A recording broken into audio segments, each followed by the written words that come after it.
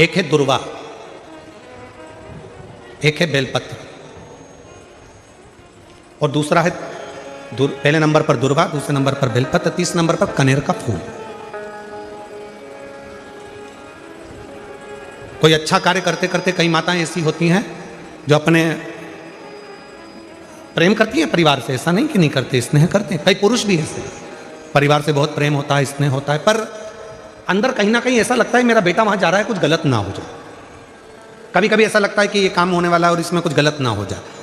कई बार शादी पक्की हो रही है, रिश्ता पक्का हो रहा है, या कोई घर में अच्छा कार्य हो रहा है और मन में संशय उत्पन्न हो जाता है कहीं गलत ना हो जाए। मतलब उसके अंदर कहीं नेगेटिविटी आती रहती है, ये वो सोचती रहती है, उसके अंदर एक कुछ ना कुछ ऐसा तत्व चलता रहता है जिससे वो बुद्धि में, विवेक में वो चीज़ उसके आती रहती है।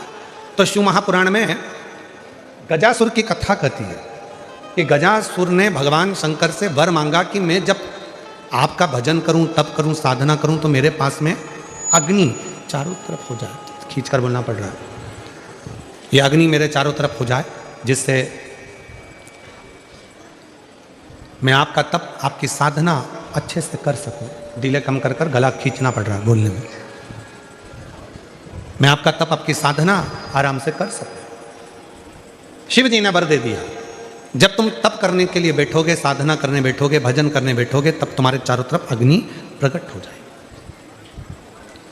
जिन माताओं को, जिन भाइयों को, जिन बेटियों को, जिन बेटाओं को, जिन मेरी बुजुर्ग माँ बाप को ऐसा लगता है, अंदर से ऐसा महसूस होता है कि कुछ गलत होने वाला है, कल कुछ गलत होने वाला है, मेरे पति के साथ ये गलत होने वाला है, मेरे बेटे के साथ ये गलत होने वाला है, या मेरे साथ कुछ गलत होने वाला है, जिसकी बुद्धि में केवल नेगेटिविटी चलती रहती है,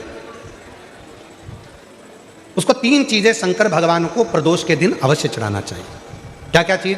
पहले नंबर पर जम के बोलो दुर्वा, दूसरे नंबर पर बेलपत्र, और तीसरे नंबर पर कनेर का फूल।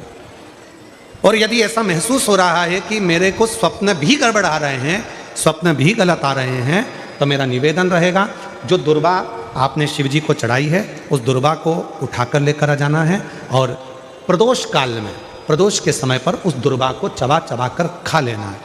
जिसकी बुद्धि में गलत चीज़ें आती रहती हैं, गलत विचार आता रहता है, गंदा गंदा कुछ भाव ऐसा प्रकट होने लगता है, मन पूजन में नहीं लगता, साधना में नहीं लगता, आराधना में नहीं लगता, पूजन करने बैठे हैं तो भी हमारा गलत विचार आ रहा है, साधना करने में भी गलत विचार आ रहे हैं, पूजन में गलत सोच आ रही है, गलत विचार आ रहे हैं, तो उनको वो दुर्वा जो शिव जी को समर्पित करी है, बेलपत्र जो शंकर भगवान को समर्पित करी है, कनेर का पुष्प जो शंकर भगवान को समर्पित करा है, उसमें से मात्र एक दुर्वा आप उठाकर ले आओ और प्रदोष काल में उसको प्रदोष के दिन चबा चबा कर खा लीजिए। फिर कभी जिंदगी में कभी गलत विचार, गलत सोच और गलत दृष्टि नहीं जाएगी और आपका ध्यान केंद्रित शिव की ओर। दुनिया के लोगों को लगता है कि शंकर भगवान को हम 1 लोटा जल चढ़ाते हैं और शिव जी हमारी मनोकामना वहीं बैठकर पूरा कर देते हैं। नहीं, जब हम 1 लोटा जल लेकर अपने शंकर भगवान के मंदिर में अपने घर से जाते हैं, जल समर्पित करते हैं, और जल समर्पित कर कर जब हम वापिस वो लोटा लेकर आते हैं, तब मेरा देव अधिदेव महादेव अपने गणों को, शंकर भगवान स्वयं उस कलश के अंदर लक्ष्मी को विराजमान कर कर आपके दरवाजे तक भेजते हैं और आपके दुख को मिटा देते हैं, आपकी तकलीफों को मिटा देते हैं। गजासुर, अब तुम्हें क्या चाहिए वो मांगो। गजासुर ने कहा मैंने अब जो तप करा था वो मांगने के लिए नहीं करा, अब मैंने मांगने के लिए तप नहीं करा। और यदि मेरे भोले बाबा, यदि आप आ ही गए हो तो एक निवेदन करता हूँ, आपको बार बार मेरे पास में आना पड़ता है, मैं तप करता हूँ और आप भाग भाग कर बार बार मेरे पास में आते हो, इसलिए मैं आपसे एक निवेदन करना चाहता हूँ कि अब आप कहीं मत जाओ, मेरे पेट के अंदर बैठ जाओ, मेरे पेट में आकर बैठ जाओ। शिव जी ने पूछा क्यों? गजासुर कहता है यदि आप मेरे उदर में, मेरे पेट में आकर बैठ जाओगे तो फिर दुनिया का कोई दुख, कोई तकलीफ, कोई कष्ट जिंदगी में मेरे आएगा ही नहीं, और मुझे आपको बुलाना नहीं पड़ेगा, आप स्वयं मेरे उदर में विराजमान रहो, मेरे पेट में विराजमान रहो। शिव जी ने तथास्तु कह दिया, ठीक है। गजासुर की कथा के बाद में अगर हम कथा का स्मरण करें तो हमारे भीतर ये भाव आता है कि शंकर भगवान के शिवलिंग पर चढ़ा हुआ जल जब हम पीते हैं तो हमारे 3 ताप, कायिक, वाचिक और मानसिक, ये 3 ताप हमारे समाप्त हो जाते हैं। क्यों समाप्त होते हैं? हमने इतना तप नहीं करा कि हम गजासुर जैसा तप कर भगवान शंकर को अपने पेट में बिठा सकें। हमने इतना तप नहीं करा कि भगवान शंकर को अपने उदर में बिठा सकें। हमने इतना व्रत नहीं करा कि शंकर भगवान को अपने पेट में बिठा सकें। हमने इतनी साधना नहीं करी कि शंकर भगवान को हम अपने उदर में, अपने पेट में बिठा सकें। पर शिव महापुराण की कथा कहती है, जब शंकर जी के मंदिर में जाकर हम शिव जी को 1 लोटा जल समर्पित करते हैं, उसमें से थोड़ा सा जल लाकर हम उस जल को आचमन करते हैं, और वो जल जब हमारे पेट में, हमारे उदर में जाता है, तो ये समझ कर रखें कि हमने शंकर को ही अपने उदर में अपनी रक्षा के लिए और अपने जीवन की रक्षा के लिए विराजमान कर दिया। इसलिए मेरी जीजियों से, मेरे जीजाओं से, मेरी बेटियों से, बेटाओं से, मेरे बुजुर्गों से निवेदन है, शिव जी को जल चढ़ाने जाओ तो जल थोड़ा सा आचमन जरूर करो। हम शिव को अपने उदर में नहीं बिठा सकते, हम भगवान शंकर को अपने पेट में, अपने उदर में विराजमान नहीं कर सकते, पर वो आचमन करने के बाद हम शंकर भगवान को अपने उदर में, अपने गर्भ में बिठा सकते, शिव को बिठा सकते। अगर किसी लड़का लड़की का शादी होने के बाद अगर तलाक हो रहा है, लड़की और लड़के का यदि तलाक हो रहा है और दोनों का अगर कहीं ना कहीं थोड़ा बहुत भी स्नेह है, और उसमें से अगर 2 में से कोई एक ने भी ठान लिया कि मुझे तलाक नहीं चाहिए, मेरी धर्मपत्नी के साथ मुझे रहना है, या पत्नी ने ठान लिया कि मुझे मेरे पति के साथ रहना है, मुझे तलाक नहीं चाहिए, और पति तलाक लेना चाहता है किसी परिस्त्री के चक्कर में, किसी दूसरे के कहने पर, परिवार के कहने पर, या लड़की तलाक लेना चाहती है किसी दूसरे के चक्कर में, किसी परिवार के कहने पर या किसी अन्य व्यक्ति के कहने पर, और वो नहीं चाहता कि तलाक हो, लड़की नहीं चाहती कि तलाक हो, तो आज भी एक नियम है महाराज जी, आप अगर कर देखेंगे, आपके अगर कोई परिचित में अगर किसी का तलाक हो रहा है, छूट रहा है, संबंध खत्म हो रहा है, तो आज भी महाराज श्री हरि और हर इन दोनों का साझा कर यदि नंदी से लेकर भगवान शंकर के शिवलिंग तक, नंदी से लेकर भगवान शंकर के शिवलिंग तक एक मौली, मौली को आप लोग क्या कहते हैं गुजरात में? वो मौली जो हाथ में बांधते हैं उसको क्या बोलते हैं गुजरात में? नाड़ा, लच्छा, मौली, जो लाल पीला धागा होता है ना जिसको हाथ में बांधते हैं पूजन के टाइम पर, तो वो लच्छा, वो नाड़ा, वो मौली जो है वो जो बांधने वाला है, नंदी का जो एक चरण खड़ा हुआ है, बाकी का चरण एक आगे का नीचे दबा हुआ है, पीछे का चरण भी दबा है, पर एक नंदी का चरण ऊपर है, उस चरण से लेकर भगवान शंकर के शिवलिंग तक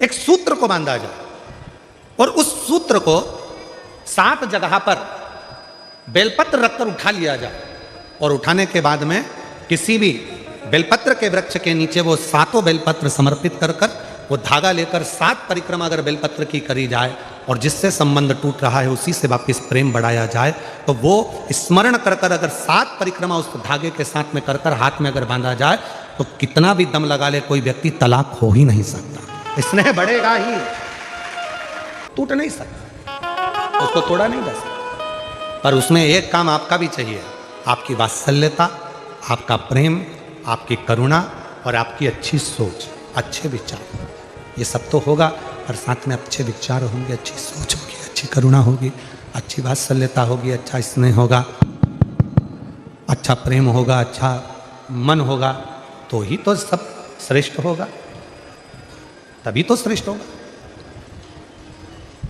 स्नेह को बढ़ाए, प्रेम को बढ़ाए,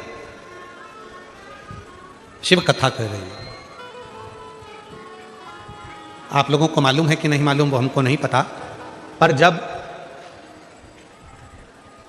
किसी शिवलिंग की प्राण प्रतिष्ठा होती है और सामने जो नंदी बैठता है, उस नंदी से शिवलिंग तक एक सूत्र जमीन के अंदर दबाया जाता है, जिसको सोमसूत्र भी कहते हैं। एक सोने का तार, चांदी का तार या तांबे का तार या पीतल का तार नंदी से लेकर शंकर भगवान के शिवलिंग तक, उसको स्थापना के समय पर भूमि में उसको दबा दिया जाता है, शिव से नंदी तक के बीच, शिव नंदी। कई लोग पूछते हैं गुरुजी इस तार का इतना महत्व क्यों होता है? क्या कारण होता है कि इस तार को दबाया जाता है, इस सूत्र को लगाया जाता है? आखिर इसका इतना महत्व क्यों होता है? क्या कारण है इसका? इसका कारण केवल एक होता है कि यदि मान लो कोई व्यक्ति शंकर भगवान के शिवलिंग में जाकर जल नहीं चढ़ा पाया, कोई शंकर जी के शिवलिंग तक नहीं पहुंच पाया, और मंदिर के बाहर से भी अगर वो निकल कर चले गया और उसके मन में कोई कामना आ गई, तो वो नंदी के कानों में पड़ जाती है और नंदी उसको शंकर भगवान तक कह देते हैं और व्यक्ति का कार्य सफल होना प्रारंभ होता है। चंद्रघंटा माँ अम्बा दुर्गा भवानी का एक ऐसा नाम है जिस नाम पर लोग भले थोड़ा बहुत विचार कर लें कि चंद्र घंटा गुरु जी बोल दिए। शिव जी ने नाम रखा है माँ पार्वती का चंद्र घंटा। कब? जब भोलेनाथ माता पार्वती को विवाह कर कर लेकर आए।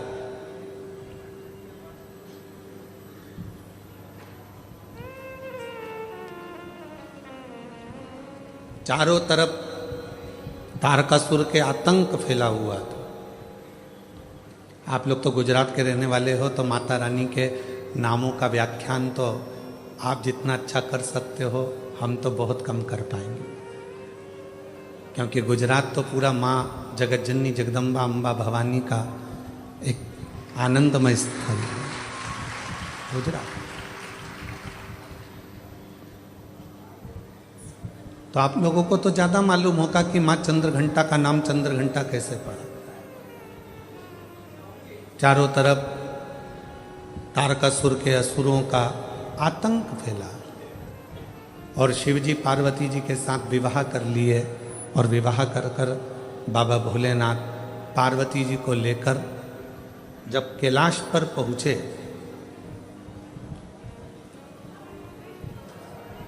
कोई उधर बैठकर भोजन कर रहा था शिवगण, कोई उधर बैठकर खा पी कर पड़ा हुआ था, कोई शिवगण अपने पूरे शरीर को नोच रहा था, कोई शिवगण उछल रहा था। पूरे कैलाश पर भगवान शंकर के गणों ने अपना पूरा जमा कर रखा था, आड़ा टेढ़ा। कुछ बर्तन उधर पड़े हैं, सोने का उधर पड़ा है, आसन उधर पड़ा है, सब सामान यहाँ वहाँ पड़ा था। और भोजन भी कोई एक गण लेकर आता या बनाता तो सब आपस में झगड़ा कर कर उस भोजन को ग्रहण कर।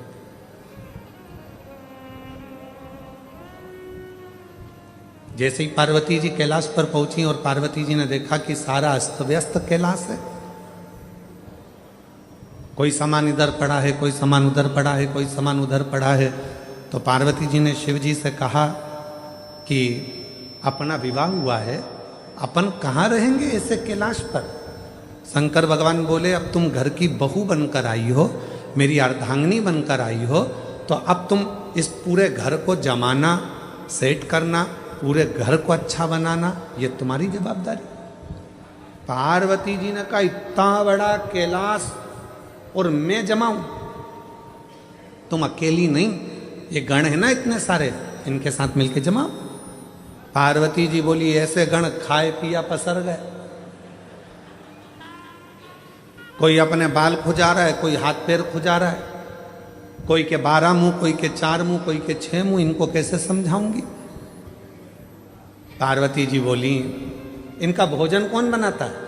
शंकर भगवान बोले, अभी तक हम बनाते थे। गणों का पेट भरने की जवाबदारी तो हमारी है, संसार का पेट भरने की जवाबदारी हमारी है।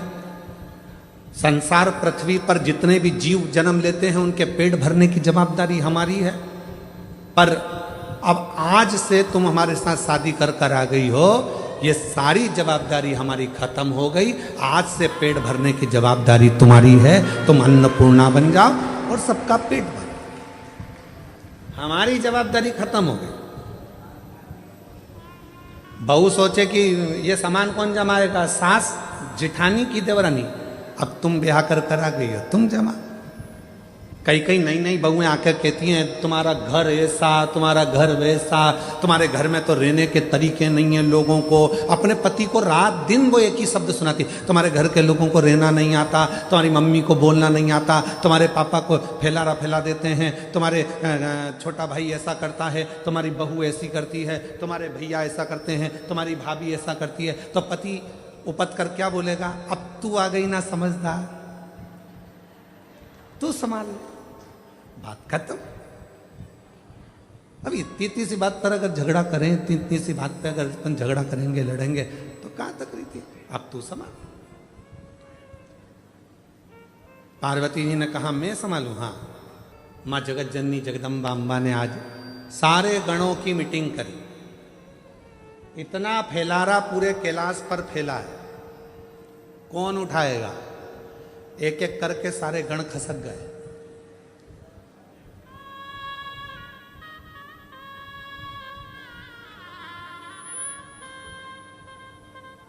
कौन उठाएगा, कोई नहीं। पार्वती जी ने शिव जी से कहा, वो तो सब चले गए। शंकर भगवान ने फिर डमरू बजाया, सबको बुलाया। पार्वती जी ने पूछा, ये भूख लगी है सबको? हाँ। भोजन करोगे सब? हाँ। अब सबने हाँ भर दी। पार्वती जी बोली, मैं भोजन बना रही हूं, जितनी देर में खाना बनाऊं, भोजन बनाऊं, उतनी देर में पूरा कैलाश सेट हो जाना चाहिए, जम जाना चाहिए, और जो जमा कर आएगा सबसे पहले भोजन उसी को मिल जाएगा। जाओ। सब पहुंच गए, सब ने सामान जमाना प्रारंभ कर दिया। कोई झाड़ू लगाए, कोई बुआरी लगाए, कोई तोरण बांधे, कोई मंडप बांधे, कोई कुछ करे, कोई कुछ करे, सब कर। एक गण आया, मां भोजन। पार्वती जी बोली, चिंता मत करो, जैसे ही भोजन तैयार हो जाएगा मैं घंटा बजाऊंगी, तुम सब दौड़ के आ जाना, भोजन करा दो। सुबह से शाम हो गई। अब जो चंद्र शिव जी के मस्तक पर विराजमान था, वो भी पार्वती शंकर जी से कह रहा, भूख लगी है। शंकर भगवान बोले, कर काम, जा।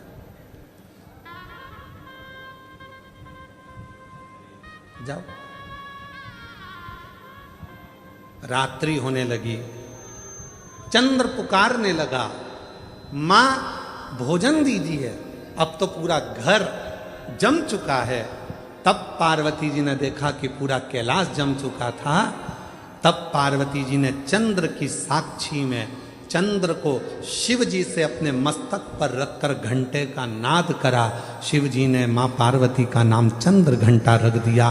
उसी पल, उसी घड़ी, उसी क्षण शिव ने कहा, पार्वती आज तुमने पूरे कैलाश को सेट कर कर जमा कर उनका भरण पोषण किया है। जो तुम्हारे नाम का उच्चारण करेगा, वो कितना भी बिखरा हुआ क्यों ना हो, हृदय से टूटा हुआ क्यों ना हो, उसकी दुकान, उसका व्यापार चाहे कितना भी बिखर गया हो, अगर प्रतिदिन एक दुर्वा वो चंद्र घंटा के नाम से अगर मुझे समर्पित करेगा, तो उसका घर, परिवार, व्यापार मैं खुद सेट करते चले जाऊंगा, जमाते चले जाऊंगा। तो ये नाम कोई साधारण नाम नहीं है, चंद्र घंटा का नाम।